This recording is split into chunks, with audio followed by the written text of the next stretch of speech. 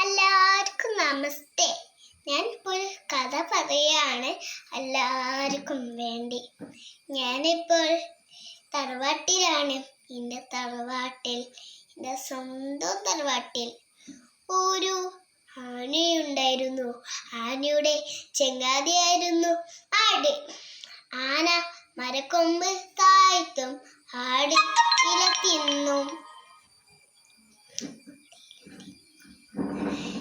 അവർ രണ്ടുപേരും കാട്ടിലേക്ക് ചെന്നു. അവർ വ്യത്യസ്തമായ കാഴ്ചകളെ കണ്ടേ. എന്താ അറിയോ? ഒരു വലിയ കുളവും വലിയൊരു ഇനന്തമരവും കണ്ടു. ആന ഇനന്തമരം കുലുക്കി.